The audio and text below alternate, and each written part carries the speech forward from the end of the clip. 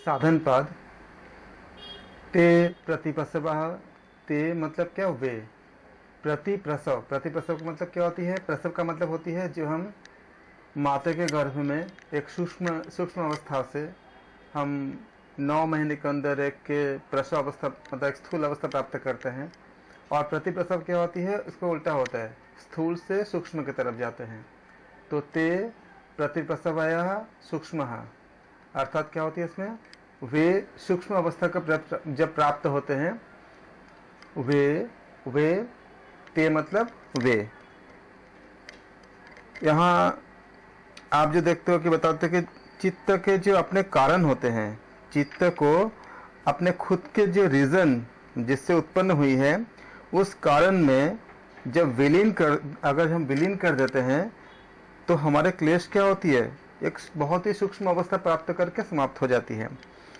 इसको करने के लिए हम कैसे कर सकते हैं? साधन के द्वारा उसको हम सूक्ष्म कर देते हैं और सूक्ष्म करके क्या करते हैं? वो नष्ट हो जाती है। इसलिए कहा गया है कि ते प्रतिप्रसवयः सूक्ष्मः, सूक्ष्म अवस्था को प्राप्त करके हम उसको नष्ट कर सकते हैं। इसके लिए हम क्या करते हैं? क्रिया योग या फिर ध्यान योग के द्वारा सूक्ष्म किए हुए जो क्लेश होते हैं उनको हम नाश कर देते हैं। अर्थात निर्वीत समाधि जब हमें प्राप्त होती है तो चित्त उसके कारण में विलीन हो जाती है जिससे उत्पन्न हुई होती है। जब वो विलीन होती है तो हमारे क्लेश भी क्या होती है? नष्ट हो जाते हैं, समाप्त हो जाते हैं। क्योंकि क्रिया योग के द्वारा, क्योंकि क्रिया योग में क्या होती है? ईश्वर परिधान होती है, पूर्ण समर्पण होती है। या फिर ध्यान के द्वारा जब हम क्षीण कर देते हैं तो इसको जब हम बहुत क्षीण कर जब हम कर पाते हैं तो क्लेश भी क्या होती है? वो भी क्षीण हो जाती है। और उस समय जो दृष्टा होते हैं उसका नाश जो होती है, दृष्टा और दृश्य का जब आपका संयोग का अभाव होने पर भी क्या होती है? पूर्णतः हमें क्लेशों का, जब तक ये नहीं होता उसके पहले क्लेश नष्ट नहीं होता, और जब ऐसा हो जाता है तो क्या होती है? क्लेश हमेशा के लिए नष्ट हो जाता है। इसलिए कहा गया कि उसके लिए या तो हमें क्रिया योग करना चाहिए या फिर हमें ध्यान योग करके हम प्रतिप्रसव के अवस्था को प्राप्त करते हैं और सूक्ष्म अवस्था प्राप्त करके ये समाप्त हो जाती है। इसलिए बताया गया है सूत्र नंबर 10 में कि ते प्रतिप्रसवयः सूक्ष्मः, ते प्रतिप्रसवयः सूक्ष्मः। सूक्ष्म मतलब क्या होती है? जब सूक्ष्म अवस्था को हम प्राप्त करते हैं तो क्लेश जो होती है वो भी समाप्त हो जाती है। और उसके लिए जो विधि बताई गई है वो 2 विधि, एक क्रिया योग और दूसरा ध्यान योग, 10 नंबर सूत्र के अनुसार साधन पाद के। सूत्र नंबर 11 ध्यान हेय। ध्यान क्या होती है आपको? इसमें आती है आपका ध्यान हेय तदवृत्तयः। तदवृत्तय मतलब क्या होती है? उन सब क्लेशों को, जो स्थूल वृत्तियां होती है, उनको जब हम ध्यान करते हैं तो ध्यान के द्वारा क्या होती है? वो धीरे धीरे नाश हो जाती है। इसलिए ध्यान का इतना महत्वपूर्ण योगदान है। ध्यान करते करते क्या होगा? वो नाश हो जाएगा। तदवृत्तय मतलब उन क्लेशों की जो वृत्तियां होती है वो ध्यान ह्यः, यानी कि ह्य मतलब क्या? नष्ट करना होती है। तो ध्यान के द्वारा क्या करते हैं? हम इसको नष्ट कर देते हैं। ध्यान ह्यः, ध्यान के द्वारा क्या करते हैं? उसको नष्ट करने योग्य होते हैं। हम ये पहले भी देखा हमने। आप सूत्रों के याद रखेंगे, सूत्र की संख्या के साथ ये एग्जाम्स में बहुत अच्छा हेल्प करता है कि यहाँ बताया गया कि ध्यान के द्वारा उन वृत्तियों को हम नष्ट कर सकते हैं। क्लेशों को, जो स्थूल वृत्तियाँ होती है उसको नष्ट कर सकते हैं। उन क्लेशों के जो आपका जो विस्तार रूप होती है, विस्तार रूप का जिसको हम लोग स्थूल वृत्ति कहते हैं, ये उसको नाश करने के लिए क्लेशों को हमें पहले सूक्ष्म में बनाने पड़ते हैं। अगर हम सूक्ष्म नहीं बनाएंगे तो वो हमें एक बीज के रूप में रहेगा और समय समय पे हमारे सामने हावी हो जाएगा। तो इसके लिए क्या बताया गया है कि पहले ध्यान के द्वारा जो स्थूल वृत्तियों का नाश करके उसको पहले बहुत छोटे यानी सूक्ष्म हम इसको बनाते हैं या बना लेना चाहिए। जब ऐसा हो जाता है तब उसके बाद निर्भीत समाधि की जब निकट पहुंचते हैं तो निर्भीत समाधि के जब हम सिद्धि प्राप्त करते हैं उस समय जब निर्भीत समाधि मिल जाती है तो कोई बाहरी स्थिति की ज़रूरत होती नहीं है, उसकी कोई स्थूल अवस्था कुछ रहती नहीं है, क्योंकि सबीज के बाद निर्बीज आती है, उसके समय वो पूरा शून्यता में चली जाती है। उसके बाद क्या होती है, निर्बीज समाधि से सारे क्लेशों का क्या होती है, हमेशा के लिए नाश हो जाता है, अपने आप ही हो जाता है। सूत्र नंबर 12, क्लेश मूल कर्माशयो दृष्ट अदृष्ट जन्म वेदनीय। क्लेश मूल मतलब क्या होती है, सूत्र नंबर 12 के लिए क्लेश मूल मतलब क्लेश के जो मूल में होती है उसको क्लेश मूल कहा जाता है। कर्माशय यानी क्या हुआ, कर्म संस्कारों का जो समुदाय होती है, जितने भी कर्म का संस्कार होती है उसको हम कहते हैं कर्माशय कहते हैं। दृष्ट अदृष्ट जन्म वेदनीय, यहाँ दृष्ट के बाद जो आ की मात्रा लगा गया है वो आ की तरह उच्चारण करेंगे तो क्या आ जाएगा, यह दृष्ट अदृष्ट यानी क्या हुआ, दृष्ट मतलब जो वर्तमान में है, जो अभी चल रहा है, जो अभी जो हम दुख जो भोग रहे हैं, जो क्लेश हम अभी जो हमें प्राप्त हो रही है वो दृष्ट है, वर्तमान में है। और अदृष्ट जिसका भी जो अभी दिख नहीं रही है, जो दिखती नहीं है, वो दो तरह की होती है। एक तो जो आप भोग चुके हो और जो आप आगे भोगोगे। जो भोग चुके हो उसको उस पर कुछ नहीं करना है, वो तो आप भोग ही चुके हो, वो तो हम सब भोगे चुके हैं। जो पहले हुआ था, जिसके सजा हमें मिल चुकी है या जिसका हमें इनाम मिल चुका है, जिसका अच्छे कर्म बुरे कर्म जो भी था, जिसका पाप और पुण्य वो तो खत्म हो गया है। जो आने वाला है वो हमें पता नहीं है, वो भविष्य में होने वाला है, वो हमें दृष्ट नहीं है। हम कह सकते हैं कि कल हमें क्या मिलेंगे, क्या अच्छा भी हो सकता है बुरा भी हो सकता है, तो अच्छे कर्म का भी फल मिल सकता है, बुरे कर्म का भी मिल सकता है, इसलिए वो अदृष्ट है, यानी कि वो भविष्य में होने वाले हैं। तो ये दोनों प्रकार के जो कर्म जो दोनों प्रकार के होते हैं उसको भोगने होते हैं, जो वर्तमान में है और जो भविष्य में है। तो भोगने के लिए हम कैसे भोगेंगे, भोगने के लिए हमें जन्म चाहिए। अगर जन्म मिलेगा तो क्या आयु मिलेगा, तो आयु और जन्म दोनों चाहिए होगा। इसलिए बताया गया है कि क्लेश मूल, जो क्लेश के मूल में जो होती है, जो कर्माशय का जो आपका जो संस्कार होती है, जो कर्म संस्कार जो पूरे समुदाय होते हैं, वह दृष्ट यानी वर्तमान में और अदृष्ट मतलब जो भविष्य में होने वाला है, ये दोनों प्रकार से क्या होती है, ये अलग अलग जन्मों में भोगने के लिए होती है। क्योंकि कर्म के संस्कार की जड़ क्या होती है, वो 5 ही होती है। जो आप जानते हो कि आपका 5 ऐसे कारण होते हैं, इसमें अविद्या, अस्मिता, राग, द्वेष, अभिनिवेश जो आपने अध्ययन किया है, तो अविद्या के कारण ही बाकी 4 की उत्पत्ति होती है। तो कर्मों के जो संस्कार होती है उसके जड़ में क्या होती है, ये आपका 5 क्लेश ही होता है। अविद्या क्लेश के अगर नहीं होगा तो कभी कर्मों से कभी कर्माशय बनेगा ही नहीं, क्योंकि अविद्या है तभी बाकी 4 के अस्तित्व भी है। आप ये कह सकते हैं कि जैसे कि राग द्वेष रहित जो निष्काम कर्म होते हैं, वो पहले का संचित जो कर्माशय है उसका भी नाश कर देता है। इसको भगवत गीता के 4th चैप्टर में भी बताया गया है। इसलिए निष्काम कर्म ऐसे नॉर्मल भी आप देखते हो कि अगर कोई दूसरा इंसान भी किसी और के लिए भी कोई सेवा करता है बिना किसी आपका लाभ के, बिना किसी स्वार्थ के, तो वो हमें बहुत अच्छा लगता है। अच्छा क्यों लगता है, क्योंकि वो जो है वो भी हमारे चित्त को बहुत प्रसन्न करता है। तो इसलिए कहा गया है कि भगवत गीता में भी चैप्टर नंबर 4 में बताया गया है कि जब निष्काम कर्म होते हैं तो वो प्रभावित नहीं करता, बल्कि वो पहले का भी जो कर्म होते हैं उनको भी क्या करता है, वो नष्ट कर देता है। और इसका सबसे बड़ा उदाहरण हमें अपने कॉमन लाइफ में मिलती है। जिन लोगों को शास्त्रों के अध्ययन नहीं भी किए हैं या किए भी हैं, एक बात नोटिस करना कि अगर कोई निस्वार्थ भाव से अनकंडीशनल तरीके से अगर किसी को प्यार करता है, किसी का सेवा करता है, किसी को मदद करता है, चाहे उस व्यक्ति से हमारा कोई संबंध हो या ना हो, अगर कोई दूसरा तीसरे को कर रहा है तो भी हमें बहुत ज़्यादा अच्छा लगता है। जैसे कोई इंसान अगर देखते हो आप कि कोई किसी जानवर की सेवा कर रहा है, किसी प्राणी की सेवा कर रहा है, अगर वो निस्वार्थ होगा, कोई भी सेवा, कोई भी भावना, तो भले ही वो मुझे नहीं कर रहा है, किसी और को कर रहा है, लेकिन मुझे बहुत अच्छा लगेगा उस इंसान के प्रति, और ऐसा लगेगा कि उसके लिए हम कुछ भी मदद कर दें, अगर कोई दूसरा तीसरा भी किसी और के लिए कर रहा है। क्यों? क्योंकि ये जो वाइब्रेशंस होगा, जो आप देख रहे हो कि किसी और के लिए कर रहा है, वो जो तरंगे होती है वो हमारे अंदर भी सुकून देता है। जबकि वो हमें नहीं कर रहा है, किसी और को भी कर रहा है, किसी और पशु को कर रहा है।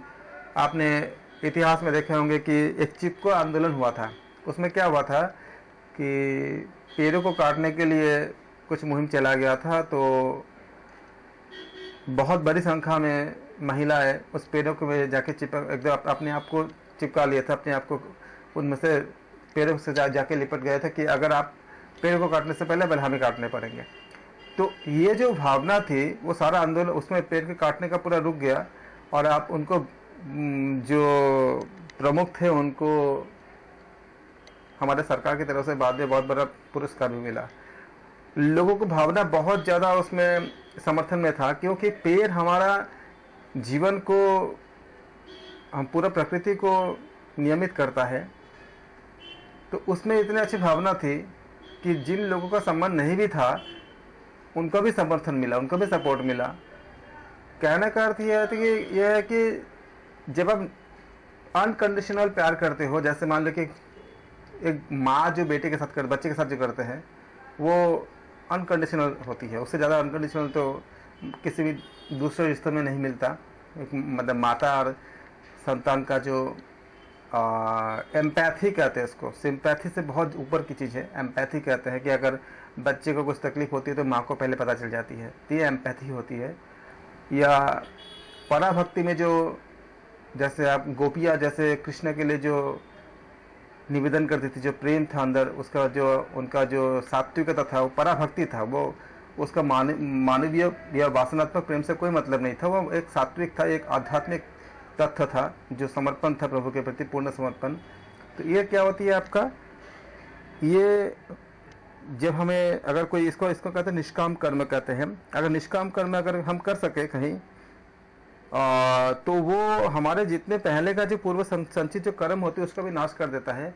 और इसके ऊपर मॉडर्न लाइफ में, मॉडर्न आपका विज्ञान के अनुसार भी ऐसा बहुत देखा गया है कि जिन लोगों का इस पे ऊपर कई सारा रिसर्च पेपर भी अवेलेबल है और लोग इसमें बहुत लंबे समय से काम भी कर रहे हैं कि जो लोग इच्छा से, स्वेच्छा से दूसरों की मदद करने के लिए हमेशा आगे आते हैं बिना किसी स्वार्थ के, उनका जो, अगर आप सिटी स्कैन करोगे, अगर ब्रेन का स्टडी करोगे तो उनका ब्रेन दूसरों से एकदम अलग होता है। उनका जो आपका जो क्षमता, मतलब मेंटल क्षमता बिल्कुल मतलब अलग तरह से होता है। और ऐसे लोग अपने जीवन में खुद के किसी समस्या से वो ज़्यादा मतलब वो नहीं होता, उसको आराम से हैंडल कर लेते हैं। उनके आत्मविश्वास बहुत ज़्यादा हाई होती है, उनका मोरल वैल्यूज बहुत ज़्यादा हाई होती है। जो लोग ऐसे निष्काम तरीके से बिना किसी स्वार्थ के लोगों की मदद करने में, उसी में उनका मतलब खुशी है, उसी में उनका एंटरटेनमेंट है, उसी में उनका सब कुछ है, जबकि उनके कुछ किसी से कुछ लेन देन नहीं है, कुछ लेना देना नहीं है, खाली लोगों की मदद करना। ऐसे इस तरह के जो लोग होते हैं, इनका सारा चीज़ जो है उनको कभी मतलब हर समस्याओं से सामना करने के लिए, संघर्ष करने के लिए उनको एक आंतरिक शक्ति मिलती है। और उनके जो मस्तिष्क का जो पूरा जो स्ट्रक्चर जिसको हम लोग, जो हम एनाटॉमी में देखते हैं, वो भी एक अलग तरह से कुछ चीज़ें मिलती हैं। अगर आप इसके ऊपर स्टडी करके देखना, ऐसे स्टडीज़ बहुत हुए हैं। वो ऐसे लोगों को लेकर किया गया जिसके ऊपर कोई दबाव नहीं है कि आप करो, जो अपने स्वेच्छा से करते हैं दूसरों की मदद, और उसके बदले में कुछ भी नहीं चाहते, यहाँ तक कि वो मतलब पब्लिसिटी भी नहीं चाहते कि उनको कोई जाने। इस तरह के जो कुछ लोग होते हैं, उनके जीवन में जो समस्या आती है, उनके अंदर ही अंदर एक ऐसा चेतना उत्पन्न होते हैं। जब आप चक्र को पढ़ोगे तो आप देखोगे कि हर चक्र का जो भेदन होती है, तो होते होते आपको क्या क्या देता है। ऐसा भी एक लेवल आता है कि उसके बाद की स्थिति क्या होती है कि आपके जो बाहर के लोगों के लिए कोई जिसको प्रॉब्लम जहाँ लगता है, वो इंसान उसमें से अपॉर्चुनिटी ढूंढ निकालता है। और ये जो है शक्ति जो है उसको अंदर से मिलती है। तो अगर आप सोचते हो कि उसे कुछ नहीं मिल रहा है, एक्चुअली उसको सबसे ज़्यादा कुछ मिल रहा है। जब हम किसी भी स्वार्थ के बिना, अगर हम किसी को कुछ पाने के लालसा के बिना, जब हम किसी को मतलब जब स्थान काल पात्र, सही पात्र में, सही समय में, सही मतलब जो सही व्यक्ति को, जिसको सच में नीड है, जिसको सच में ज़रूरत है, जो छल कपट नहीं कर रहा है, अगर ऐसे लोगों को अगर हम मदद करते हैं तो हमें लगता है कि हमें कुछ भी नहीं चाहिए, लेकिन उसके बदले में ईश्वर हमें इतना देते हैं। और देते कहाँ से हैं? चक्रों के अगर आप अध्ययन करोगे तो मूलाधार से लेके स्वादिष्ठान से लेके जैसे ऊपर ऊपर जाते जाओगे तो भेदन करने के बाद ऐसे वहाँ से एक एनर्जी मिलती है, जिसके बाद बाहरी प्रॉब्लम उनके लिए, जो बाहरी लोगों के लिए जिसको प्रॉब्लम लगता है, उनके लिए वो अपॉर्चुनिटी की तरह काम करेगा। आप जानते भी हो कि अगर आप अध्ययन करोगे तो एक आम सांसारिक लोगों के लिए जो चीज़ें सुखदायी होता है, एक मुनि के लिए वो दुखदायी होता है, एक तपस्वी के लिए दुखदायी होता है, अच्छे नहीं लगता उनको। जैसे कि ज़्यादा लोगों का इकट्ठा होना, ज़्यादा लोगों से बोलना चलना, ज़्यादा धन कमाना, एक सांसारिक लोगों के लिए सुखप्रद लगता है, लेकिन मुनि के लिए नहीं लगता। उनको एकांत चाहिए, उनको भिक्षा का जीवन ज़्यादा अच्छे होते हैं क्योंकि वो प्रभु के करीब जाते हैं। इस तरह से क्या होता है कि बाहर की चीज़ें, और जो एक मुनि के लिए जो चीज़ें बाहर की चीज़ें जो अच्छे अनुभव देता है, शायद सांसारिक लोगों के लिए नहीं होगा, क्योंकि उनको धन चाहिए और बहुत कुछ चाहिए होता है। ये जो है कब डेवलप होती है, जब हम निष्काम कर्म करते हैं, बिना किसी एक्सपेक्टेशन, डिजायर या बिना किसी हमें पाने की चाहत के बिना जब करते हैं, तो इसका करता क्या है, वो हमारे वर्तमान को तो अच्छा करता ही है, जो हमारे क्लेश होती है उसको भी धो के पूरा निकाल देता है, पूरा उसको भी क्लीन कर देता है। और ये योग दर्शन के साथ साथ भगवद गीता में 4 नंबर चैप्टर के श्लोक नंबर 23 आप पढ़िएगा, रीड कीजिएगा क्लास के बाद, वहाँ पे आपको मिलेंगे आपको। तो यही क्या बताया गया है, यही जो क्लेश मूलक जो होती है, ये कर्माशय जिस प्रकार इस जन्म में दुख देता है, उस प्रकार वो जो भविष्य में होने वाले जो जन्म होते हैं उसमें भी क्या होती है, दुखदायी होती है, क्योंकि उसका फल तब भी मिलना है। ये जड़ जब अगर कट जाएगा तो सारे दुखों का नाश हो जाएगा। इसीलिए बताया गया है कि ये पंच क्लेश का नाश हो जाएगा। इसलिए बताया गया कि क्लेश मूलः कर्माशय दृष्ट अदृष्ट, जो दृष्ट जो अभी वर्तमान में जो आपका क्लेश है, और अदृष्ट जो भविष्य में जो क्लेश होने वाला है, ये सारे जन्म वेदनीय है। ये सारे दोनों प्रकार के लिए क्या होती है, जन्म में हमें जन्म की आवश्यकता होती है। और यहाँ हमने देखा कि अगर हम इस तरह से हम निष्काम कर्म करेंगे तो ये हमें इससे मुक्ति पा सकते हैं। श्लोक नंबर 13 नंबर श्लोक, सती मूले तद विपाक हो यात्तर आयु भोगा। अर्थात मतलब सती मूल मतलब उसके जो मूल के जब तक विद्यमान रहेगा, जब तक उस कर्माशय का मूल विद्यमान रहेगा, तब तक क्या होगा, उसका परिणाम मिलता रहेगा। अगर कर्माशय को हम शून्य कर देते हैं तब जाके हमें वो उसका समाप्त होती है। कर्माशय होती कैसे है, इसीलिए कहा गया कि हमें जितने भी हमारे साथ घटनाएं घटती है उसका जो प्रतिक्रिया होती है, वो प्रतिक्रिया एक कर्म के रूप में आती है। जब हम पूर्ण समर्पण कर देते हैं तो नहीं आती। जैसे अगर हमारे साथ किसी ने अगर अच्छा किया तो एक ब्लेसिंग्स हमारे उसका एक संबंध बन जाता है, और अगर हम उसको प्रभु के चरणों में समर्पण कर देंगे तो भी उसका बहुत भला होगा, लेकिन उसका जो है संस्कार हमारे साथ नहीं बनेगा, लेकिन प्रभु उनका बहुत भला करेंगे। ऐसे अगर जो बुरे कुछ अनुभव होते हैं उसको भी अगर हम समर्पण कर देते हैं तो फिर हम उससे निकल जाते हैं। लेकिन अगर नहीं कर पाते हैं तो ये जो हमारे जो कर्म का जो चक्र होती है, ये चक्र क्या घूमती रहती है।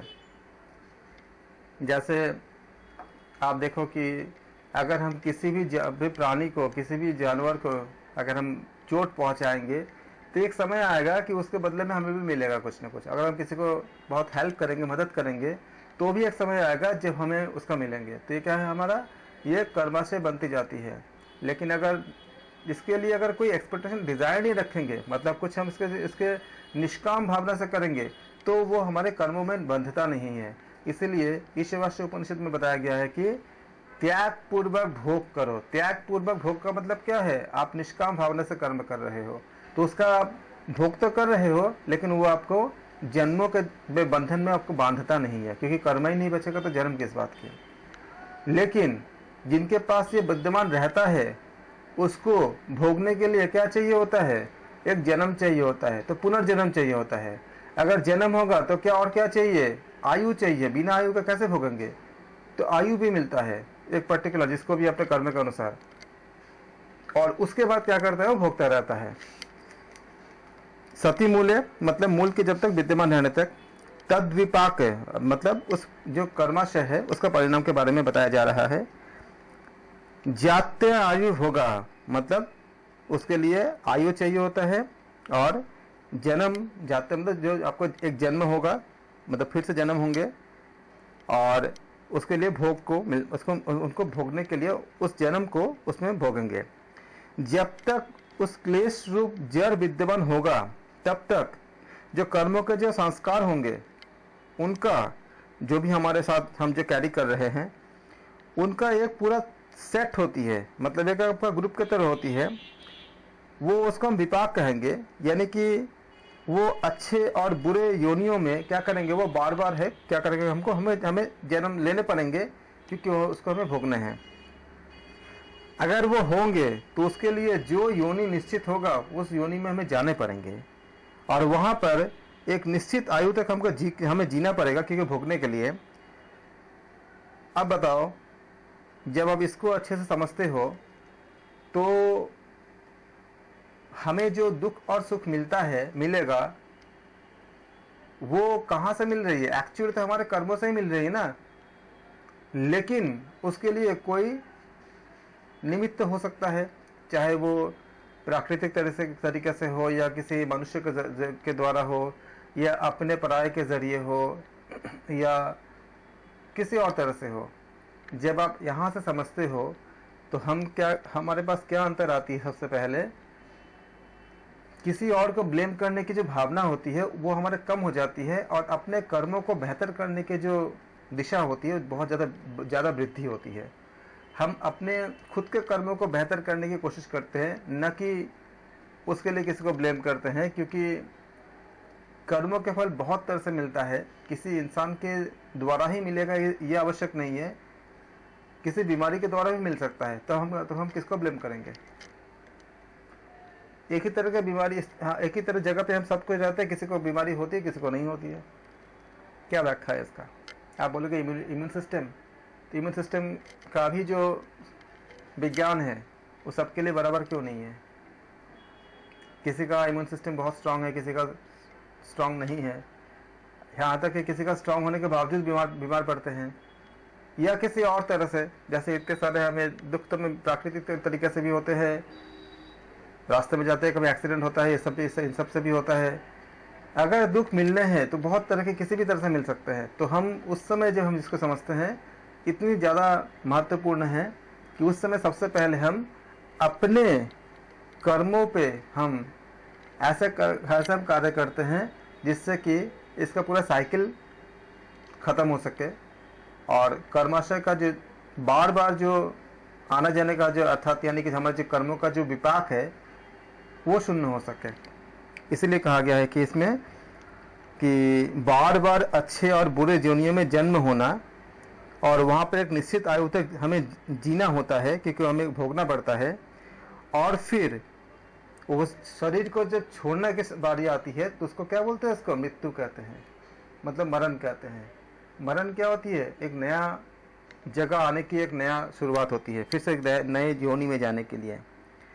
और जीवन अवस्था में जो विवेक दृष्टि से नॉर्मली जिसको हम दुख कहते हैं, ऐसे जो भोगों का संबंध होती है, हमें लगता है कि ये सुख है, ये दुख है, लेकिन ऐसे भोगों का संबंध क्या तीन तरह से होती है, तीन प्रकार की होती है, जिसका हम अगले सूत्र में हम अध्ययन करेंगे। सूत्र नंबर 14। यहाँ ते मतलब क्या? वे, अर्थात वे क्या? तीन जो अभी हमने चर्चा की है। क्या क्या चर्चा की है हमने? जन्म, आयु और भोग। ते आह्लाद, ये इसको हम आह्लाद मतलब क्या होती है? हर्ष को हम आह्लाद कहते हैं, ना हर्षोल्लाद बोलते हैं ना, आह्लाद हर्ष। ते आह्लाद परिताप फलाह पुण्य अपुण्य हेतुत्वात्, मतलब ते मतलब ये, वे मतलब जो हमने अभी चर्चा की है। क्या किया है? जन्म, आयु और भोग। ये किससे बनती है? ये हमारे कर्मों से बनती है। अगर कुछ कर्म है उसको फल पाने के लिए जन्म लेने पड़ेंगे, जन्म मिलेगा तो आयु मिलेगा, आयु मिलेगा तो उसमें हमें भोग मिलेगा। आप इसको अच्छे से बहुत गहराई से देखो, अध्ययन करके। एक ही परिस्थितियां होते हुए भी, एक ही माता पिता के संतान होते हुए भी, एक ही सब चीज़ें होते हुए भी, अगर 3 बच्चे हैं तो उनका 3 तरह का मतलब व्यक्तित्व होते हैं, 3 तरह के आपका जीवन होते हैं, एक तरह के नहीं होते।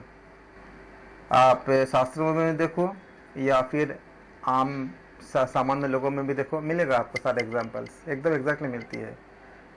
आप देखो कि रावण, कुंभकर्ण, विभीषण इत्यादि जो थे, ये एक ही माता पिता के संतान होते हुए भी सबके नेचर, प्रकृति अलग अलग थे। वैसे ही देखो, एक ही वंश में जन्म लेते हुए भी प्रहलाद और उनके पिता के व्यक्तित्व अलग अलग थे पूरा। तो ये सारा चीज़ क्या कहता है कि ये हमारे कर्मों पे भी कितनी ज़्यादा महत्वपूर्ण होती है। जन्म कहीं भी हो, ज़रूरी नहीं होता है। आप देखो मीराबाई को देखो, उनके बाकी परिस्थितियों और उनके खुद का व्यक्तित्व, आप देखो कितने अंतर है। कबीरदास जी को देख लो, बाकी किसी को भी देख लो, ये अब मिलेंगे आपको। तो क्या कहते हैं कि वे जो होती है, मतलब जन्म, आयु और भोग जो होती है, वो आह्लाद मतलब हर्ष और शोक रूप। आह्लाद मतलब क्या होती है? हर्ष होती है। और ताप मतलब क्या होती है? शोक होती है। तो क्या बोल रहा है कि त्वे मतलब वे जन्म, आयु और भोग, आह्लाद और परिताप, आह्लाद मतलब हर्ष, परिताप मतलब शोक, इनके फल के रूप को देने वाला होता है। तभी लिखा है आह्लाद परिताप फलहा। पुण्य अपुण्य ये निर्भर करता है कि हम पुण्य किए हैं या अपुण्य किए हैं। क्योंकि पुण्य कर्म क्या होती है? हमें हर्ष देता है, और पाप कर्म, पाप को ही हम अपुण्य कहते हैं। पाप क्या करते हैं हमको? अपुण्य क्या करते हैं? हमको पाप देता है। इसके कारण क्या होती है? हमें दुख मिलती है। और पुण्य के कारण क्या मिलती है? हमको सुख मिलती है। या सुख मतलब इसको हम हर्ष कह सकते हैं, हर्ष मिलती है। ये दोनों ही क्या है? ये हमारे इन कर्मों के ही कारण से हमें मिलती है। तो सूत्र क्या बताता है? ते आह्लाद परिताप फलः पुण्य अपुण्य हेतुत्वात्, यानी कि जो जन्म, जो हमारे जो पुण्य कर्म का परिणाम होता है, उसका हमें लगता है कि वो हमें उस समय सुख मिल रही है, और जो पाप कर्म है उसको हमें लगता है कि दुखी मिल रही है। इस तरह से क्या होता है कि आयु का जितना भी हमें, इन दोनों का जो कैलकुलेशन जो हम लेके आते हैं, जी इतना हमें सुख मिलना है, इतना हमें दुख मिलनी है, वो जब तक मिलनी है उसके लिए एक पर्टिकुलर समय निर्धारित की जाती है। उस समय को हम आयु कहते हैं। और उस आयु का जितना भी समय शुभ कर्म का जो परिणाम होता है, उस समय हमें सुख मिलेगा। और जब उसका परिणाम देना होता है पाप कर्म का, सब कुछ अगर आपका अच्छा भी आसपास हो, लेकिन ऐसा कुछ परिस्थिति उत्पन्न होगा कि वो दुख भोगना ही पड़ेगा। कुछ भी हो जाए आसपास में, सब कुछ अच्छा होते हुए भी अगर दुख हमें भोगना ही पड़ेंगे। और अगर वो सुख मिला है, वो सुख अगर है, तो बाहर की परिस्थितियाँ विपरीत होते हुए भी मिलेंगे। आप एग्जाम्पल देख लो कि अगर मीराबाई को ये था कि प्रभु मिलेंगे, बाहर की परिस्थितियाँ कितनी प्रतिकूल थे, मिला ना अंततः। आप देखो कि विवेकानंद जी के जो गुरु जी थे, रामकृष्ण परमहंस देव जी, उनका आप अध्ययन करो। बाहर की दुनिया में जो नियम, रूल इत्यादि थे, उनसे हटके वो माँ की पूजा करते थे। कितने बड़े सन्यासी वो हमारे धरती पे जन्म लिए थे कि उन्होंने विवेकानंद को हमें दिए। एक साधारण इंसान नरेंद्र था, उससे उन्होंने विवेकानंद को दिए। ये प्राप्त होते हैं। इसीलिए बताया गया कि जो कर्मों का जो फल होंगे वो मिलेंगे ही मिलेंगे। इसी को बताया गया इसमें कि उतना समय जितना सुखदायक होता है वो मिलेंगे, और उतना जितना दुखदायक होता है वो भी मिलेंगे। जैसे जैसे जो भोग इंसान के, मतलब सांसारिक मनुष्य के दूसरे प्राणियों के जो आपका जो जैसे पदार्थ और क्रिया इत्यादि आदि के संयोग वियोग से, जहाँ पे हमें पुण्य कर्म होंगे वो अपने आप ही वो हर्षप्रद होंगे, और जो पाप कर्म होंगे वो उसी जगह पे वो क्या करेंगे? शोक या हमें दुखदायी होंगे। सूत्र नंबर 15 के लिए अगला सूत्र है 14 के बाद। सूत्र नंबर 15 में बताया गया है कि परिणाम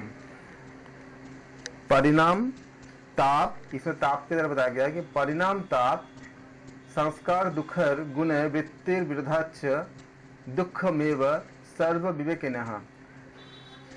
तीन तरह के बातें इसमें बताए गए हैं। एक होती है आपका परिणाम, ताप और संस्कार। तीन तरह के आपका दुख के बारे में बताया गया है कि परिणाम ताप, परिणाम दुख, ताप दुख और संस्कार दुख।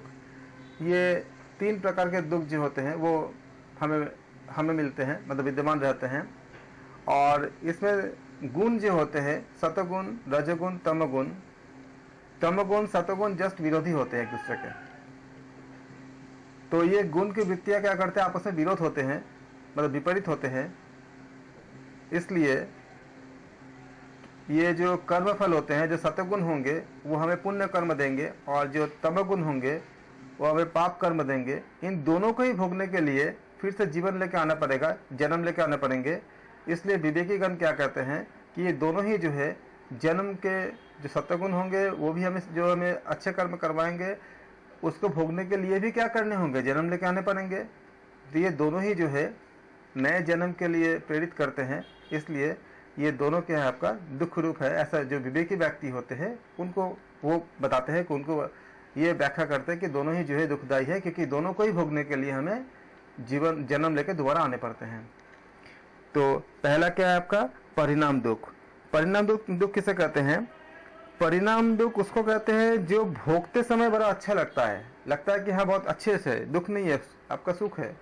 लेकिन जब उसका रिजल्ट होती है वो क्या होती है, वो बहुत दुखदायी होता है। जैसे उदाहरण के लिए जब भोग, इसी बात को भगवत गीता में भी बताया गया है। भगवत गीता में जब आप 18 नंबर चैप्टर देखते हो उसमें भी ये बातें आपका 18 चैप्टर नंबर 18 में इसका चर्चा की गई है कि जो ऐसा कुछ चीज़ें होती है जो भोग के समय क्या होती है, बहुत अच्छा लगता है, सुख प्रतीत होता है, लेकिन जब उसका परिणाम आता है तो दुख प्रतीत होता है। जैसे एक उदाहरण के लिए बताया गया है कि जैसे स्त्री प्रसंग के समय मनुष्य को सुख भासता है, ऐसा लगता है कि वो सुखी है, उस समय सुख लगता भी है और उसके पीछे मतलब प्रेरित भी होता है, आकर्षण भी होता है। स्त्री का मतलब खाली स्त्री नहीं, स्त्री का पुरुष के प्रति, पुरुष का स्त्री के प्रति, दोनों के प्रति। उस समय जो होता है एक शॉर्ट टाइम के लिए उस भोग को बहुत अच्छा लगता है, लेकिन थोड़ा सा लॉन्ग टाइम ले लेंगे उसका परिणाम क्या होती है, जितनी ज़्यादा स्त्री का प्रसंग या इसके हम करीब रहेंगे उसमें क्या हो जाएगी, हमारे वीर्य का नाश होगा, बल का नाश होगा। और वीर्य का नाश होती है तो बल, तेज, स्मृति, इन सब का भी आपका ह्रास होती ही है। एक सीमा तक जितना मान्यता है वहाँ तक ठीक है, लेकिन उससे ज़्यादा अगर हो जाती है तो क्या होगा, जैसे जैसे थोड़ा एज जब आगे बढ़ेगा तो हमारे प्रतिरोधक क्षमता कम हो जाती है, शरीर में ओज, तेज की कमी होती है। और जब ऐसा होता है तो बहुत तरह के क्या होते हैं, बीमारियां हमें घर कर जाती है। या हमें जितनी ज़्यादा हम इन भोगों में हम अपने आप को मतलब व्यस्त रखेंगे उतनी ज़्यादा हम आध्यात्मिक मार्ग से दूर रहते हैं, क्योंकि हमें उस समय ये भोग जो होती है वो हमें इतनी ज़्यादा हमें अपने आप में क्या कहते हैं एंगेज कर लेता है, व्यस्त कर लेता है कि हमारा मन आध्यात्मिकता की तरफ कम जाती है या योग की तरफ कम जाती है। तो क्या होता है, फिर हमें जो ब्रह्म की प्राप्ति के लिए जो हमें संस्कार बनना होता है वो नहीं बन पाता। और परिणाम क्या होती है, उसका परिणाम आज भी हम देख रहे हैं और हम समझते भी हैं कि अगर मृत्यु के समय अगर हम वही चीज़ को हम याद कर पाते हैं जो हम पूरा जीवन भर हमने जिससे हम हैबिचुअल है, तो क्या होती है, बाद में क्या होती है, वो दुख मिलती है। क्योंकि अगर मृत्यु के समय अगर हमें अगर प्रभु की याद नहीं आएगा तो जो भी याद आएगा उसके अकॉर्डिंग हम हमें अगला जन्म मिलेंगे और उसके अकॉर्डिंग फिर हमको वहाँ पे जाके उसी के अकॉर्डिंग हमें फल मिलेगा। तो इसीलिए क्या कहते हैं कि इसे कहते हैं आपका परिणाम दुख। जो परिणाम में क्या दुख मिलती है, शुरू में बहुत अच्छी लगती है। गीता में एक बताया गया कि जो लोग योग में जाते हैं तो शुरू में हो सकता है कि किसी को उतना ज़्यादा अच्छा ना लगे कि आप ध्यान कर रहे हो, मेडिटेशन कर रहे हो, प्रभु को याद कर रहे हो, नाम जप कर रहे हो, लेकिन बाद में वो बहुत ज़्यादा अच्छा फल देता है। लेकिन सांसारिक जो सुख होती है शुरू में बहुत अच्छे लगते हैं, लेकिन बाद में जो परिणाम होती है वो बहुत दुखदायी होता है। इसीलिए इसको कहते हैं इसको परिणाम दुख। और भी उदाहरण है, जो लोग नशे करते हैं किसी भी तरह के, तो नशा करते समय तो उनको अच्छा लगता होगा शायद तभी वो उसमें इन्वॉल्व होते हैं, लेकिन जब उसका जो परिणाम आता है, जो रिजल्ट आता है उस नशे का कुछ समय बाद, तो बहुत दुखदायी होता है। तो ये क्या होती है, आपका परिणाम दुख में ही आता है ये। फिर आता है आपका ताप दुख। ताप दुख मतलब क्या होता है कि हर तरह के जो भोग रूप जो आपका सुख होती है वो क्या होती है, विनाशशील होती है। क्योंकि आपके पास चाहे वो अर्थ हो, सामग्री हो, हेल्थ हो, कुछ भी हो, किसी भी तरह से आप अगर सुख को भोग करते हो तो एक खाली एक ड्यूरेशन के लिए होती है, एक समय के लिए होती है। उसके बाद क्या होती है, वो समाप्त हो जाती है। चाहे वो आपका बहुत ज़्यादा पैसा हो या संपत्ति हो या स्वास्थ्य हो या अपना रूप हो, रंग हो, कुछ भी हो, एक समय तक रहता है। उसके बाद क्या होती है, वो समाप्त हो जाती है। वो इसको ये अनित्य नहीं, मतलब आपका ये आपका मतलब लॉन्ग टाइम के लिए नहीं होता है, हमेशा के लिए नहीं होता है। तो सभी प्रकार के जो आपका भोग रूप जो सुख होती है वो विनाश हो जाती है, जिसको नचिकेता ने भी इसी बात को बताया था यम राशि को, कि आप मुझे इतने कुछ बोल तो रहे हो कि ये हम सब कुछ लेने के लिए, लेकिन लेके फ़ायदा भी क्या है। उन्होंने बताया था कि तुम ये आत्मा के बारे में, ब्रह्म ज्ञान के बारे में मत पूछो, इसके बदले में तुम बहुत सारे राजपाट ले लो, स्त्री ले लो, धन संपत्ति ले लो, उम्र ले लो, बहुत समय तक जियो। बोले उन्होंने, नचिकेता ने बोला कि इन सब का अंत तो नाशवान ही होगा। आप खाली एक सामान्य मनुष्य जितने समय इसको भोग करेंगे, मुझे थोड़ा सा उससे ज़्यादा समय मिलेगा, लेकिन अंत में क्या होगा, नाशवानी होगा। तो हम उसको लेके क्या करेंगे, हमें नहीं चाहिए। हमें उस ज्ञान को दीजिए जिसके प्राप्त होने के बाद और कुछ नहीं चाहिए होता है।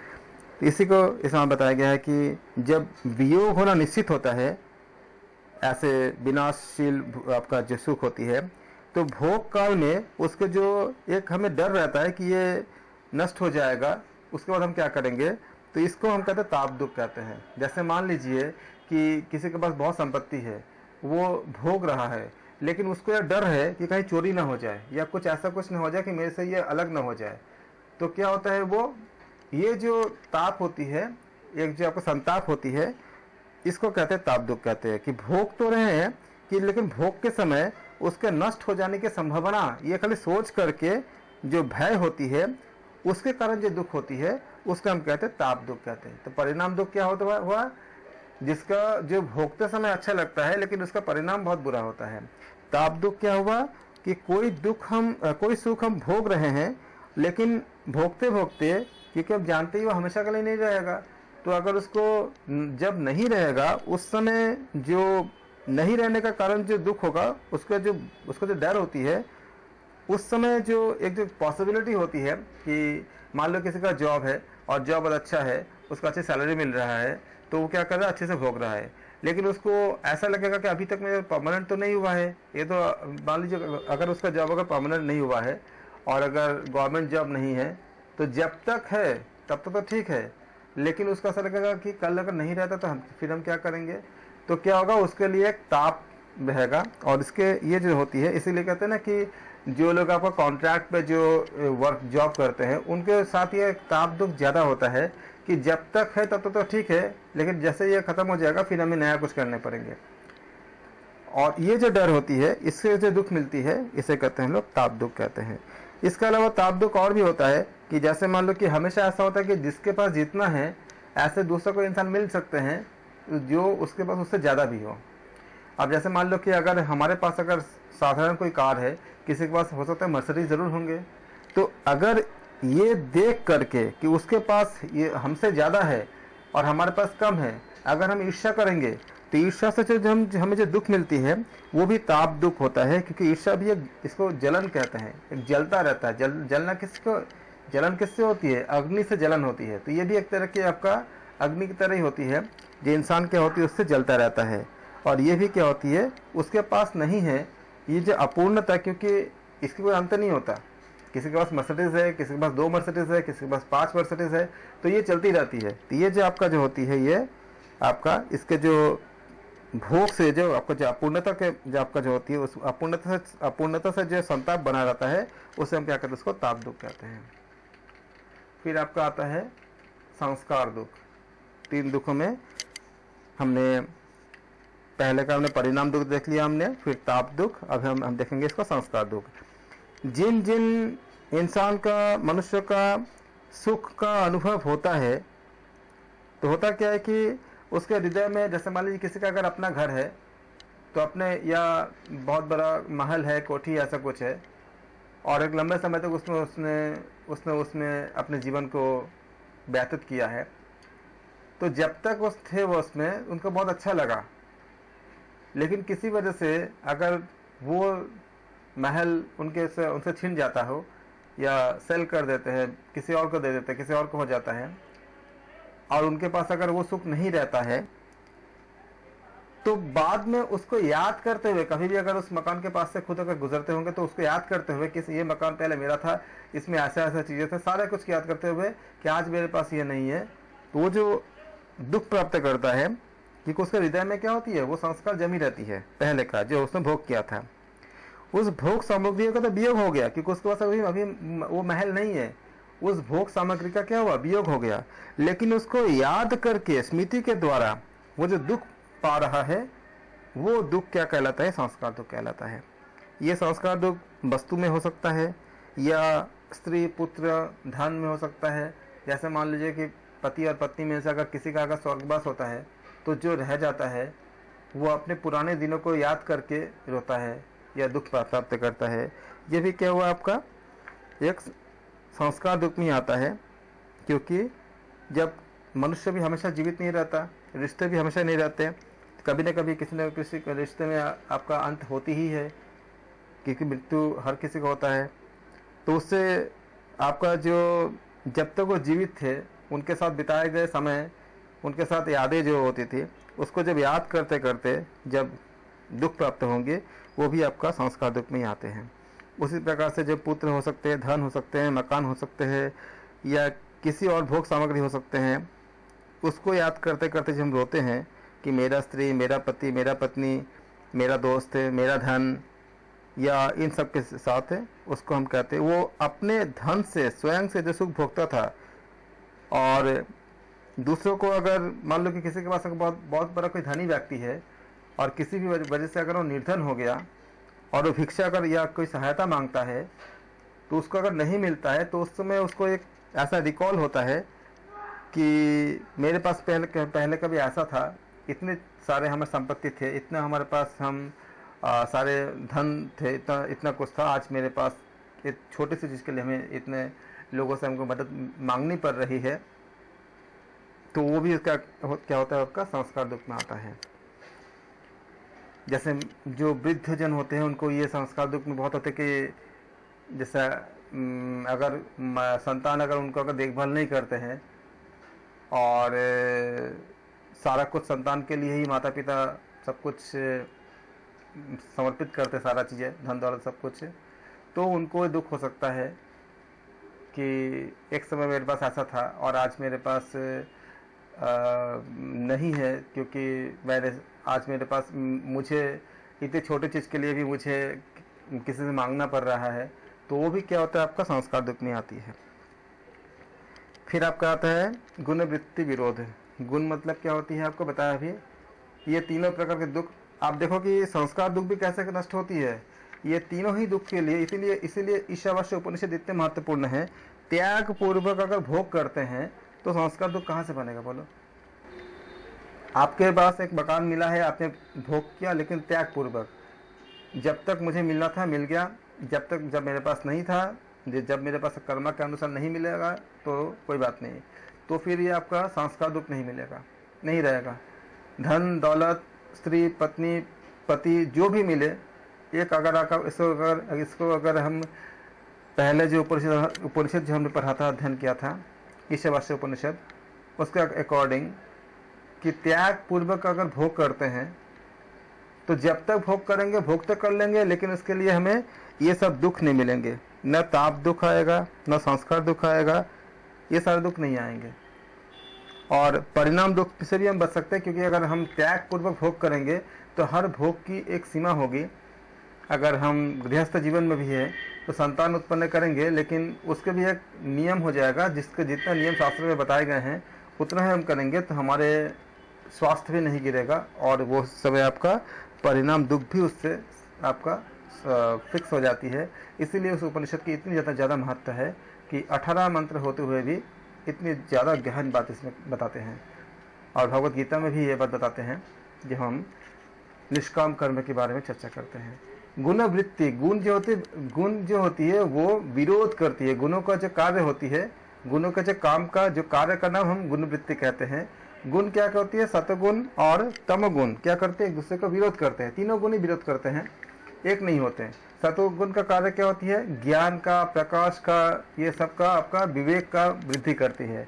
तमगुण ठीक उसको उल्टा करता है, अज्ञान का, अहंकार का, इन सब का द्योतक होता है। इसमें क्या होती है? जब इनमें विरोध होने के कारण क्या होती है? एक दुविधा बनी रहती है। हम इंसान में तीनों गुण होती है, और भगवत गीता में भी बताया गया है कि किसी एक समय में कोई एक गुण बाकी दोनों गुण को डोमिनेट करता है। जैसे सतोगुण जब आपका डोमिनेट करेगा, किसको करेगा? रजोगुण और तमगुण को डोमिनेट करेगा। गुण रहेगा, लेकिन ज़्यादा हावी कौन रहेगा? सतोगुण रहेगा। रजोगुण जब हावी होगा तो क्या होगा? बाकी सतोगुण और तमोगुण को क्या करेगा? डोमिनेट करेगा। वैसे ही जब तमोगुण अगर हावी होता है तो क्या करेगा? सतोगुण और रजोगुण को डोमिनेट करेगा।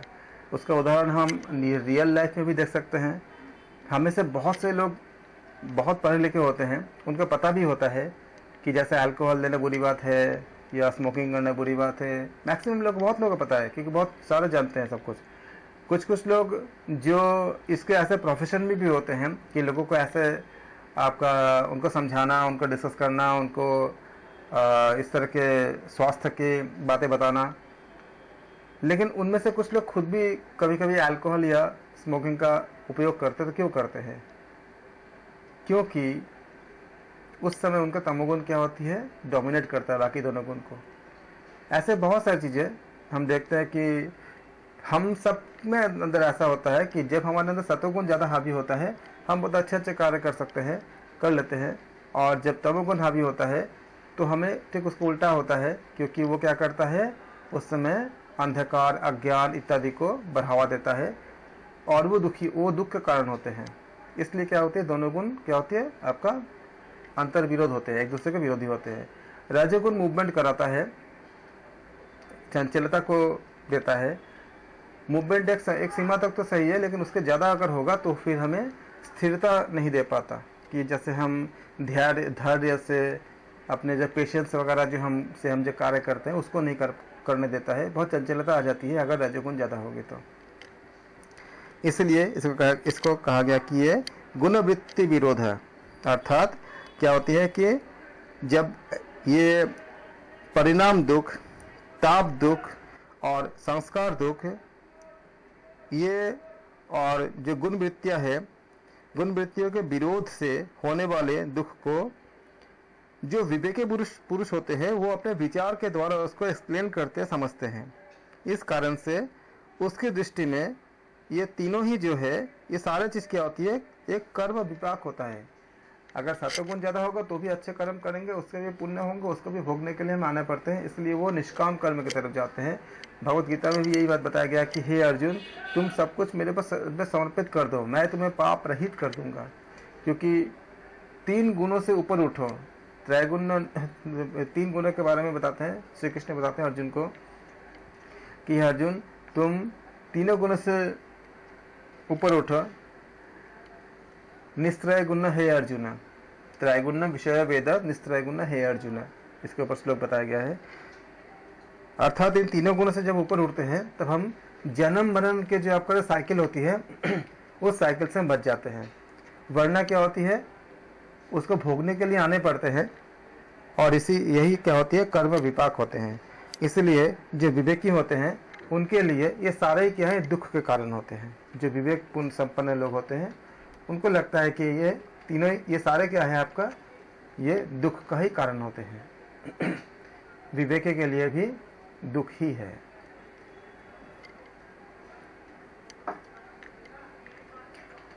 सूत्र नंबर 16 में बताते हैं, हियं दुखम अनागतम। अनागतम मतलब क्या? जो अभी तक आया नहीं है, जो भी आने वाला है भविष्य में। दुखम मतलब क्या? जो दुख है। अब देखो, जो दुख हम भोग चुके हैं उसको तो हम कुछ नहीं कर सकते, जो चल रहा है वो तो चल ही रहा है।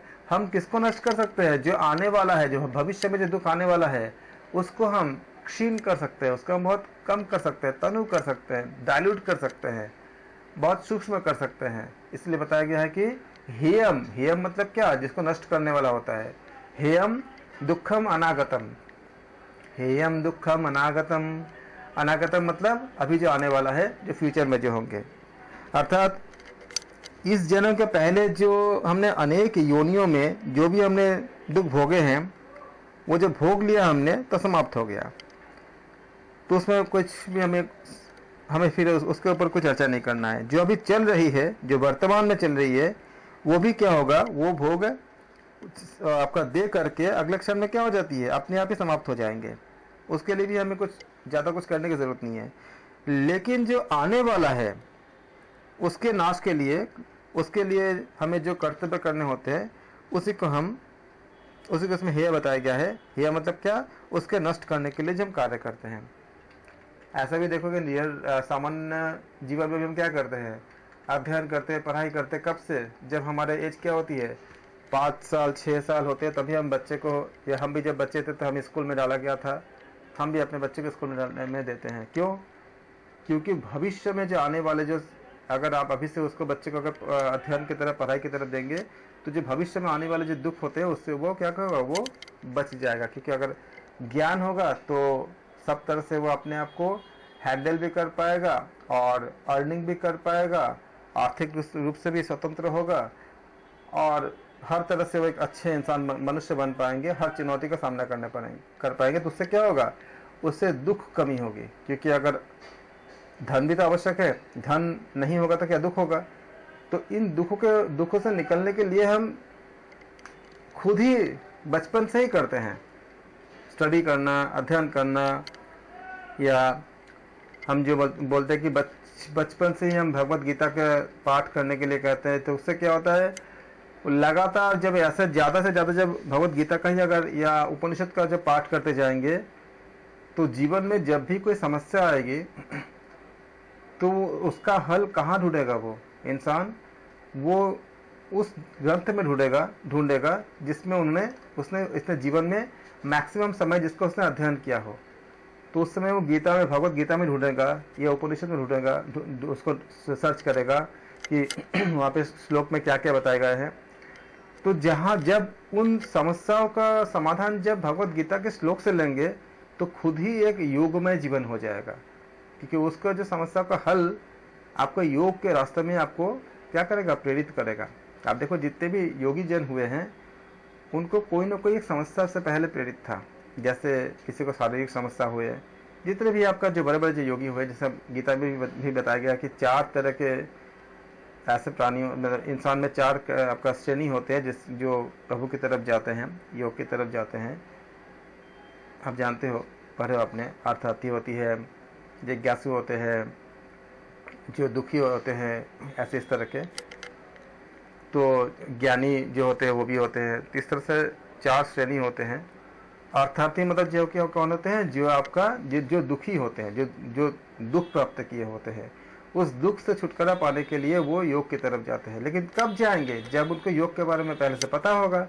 लेकिन हम अपने बच्चों को अगर बचपन से अगर नहीं सिखाएंगे, नहीं बताएंगे कि हमें अगर अपने जो ग्रंथों के बारे में, भगवत गीता के बारे में या उपनिषद के बारे में या बाकी सब चीज़ों के बारे में, तो जब उनके जीवन में कोई चुनौती आएगा वो कहाँ से पाएंगे? उस समय उनको कौन बताएगा? जैसे आप स्कूल में देते हो, हम बच्चों को स्कूल में भेजते हैं, जिस समय जॉब के लिए इंटरव्यू आएगा उस समय क्या सारे पढ़ाई कर सकता है क्या? पढ़ाई तो पहले से करके रखना होगा ना। उसी प्रकार से जॉब का इंटरव्यू, एक क्वेश्चन आ गया, एक समस्या आ गया, वो तो हल तभी कर पाएगा जब वो सालों साल से उसको पढ़ाई करके रखा होगा। उसी प्रकार से भविष्य की चुनौतियों को जानने के लिए, समझने के लिए, अगर हम सबसे पहले इसको, अगर जो कोई व्यक्ति अगर ऐसे भगवत गीता या उपनिषद का अध्ययन करता रहेगा, तो वहाँ से उसको कनेक्शन मिल जाएगा उसको। तो ये क्या होगा, उसको जो दुख आ रहे थे वो हेय हो गया, नष्ट हो गया। क्योंकि गीता के रास्ते में क्या हो जाएगा, श्लोक ऐसे ऐसे श्लोक है जिसमें जो समस्या कोई सामना कर रहा है वही समस्या अपॉर्चुनिटी में बदल देता है। ऐसे ऐसे श्लोक है, ऐसे ऐसे मीनिंग है।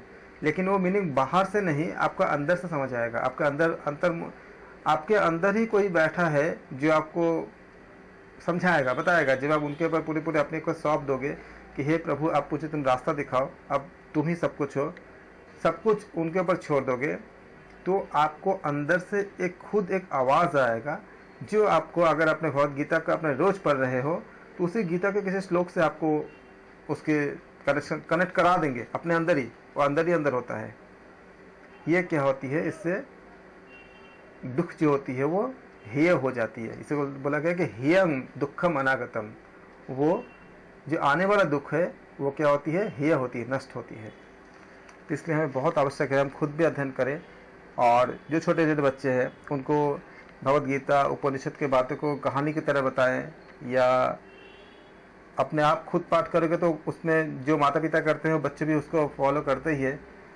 अगर फॉलो नहीं भी करेंगे तो 10 दिन इसमें इतने प्रभाव होती है कि अगर कोई सुनता भी है तो सुनते सुनते वो चेंज हो जाता है। तो अगर बच्चा अगर 15-20 दिन 1 महीने का सुनता भी जाएगा तो धीरे धीरे अपने आप ही चेंज हो जाएगा। फिर वो इसी योग के रास्ते में अपने आप ही जाएगा, क्योंकि भगवद गीता के हर चैप्टर योग शब्द से खत्म होती है। जैसे कि अर्जुन विषाद योग, इसी तरह से आपका हर चैप्टर योग से समाप्त होती है। तो ये हमें क्या करते हैं, इससे ये दुख को हेय करती है, इससे दुख नष्ट हो जाती है। इसे को बताया गया कि हेयम दुखम अनागतम। श्लोक नंबर 16 बहुत महत्वपूर्ण था, बहुत अच्छा था कि जो अभी तक दुख प्राप्त नहीं हुए हैं, भविष्य में जो होने वाला है उसको नाश करना आवश्यक कर्तव्य है, और उसको जो करने को उन्हीं को हम हेय बताया गया है। इसके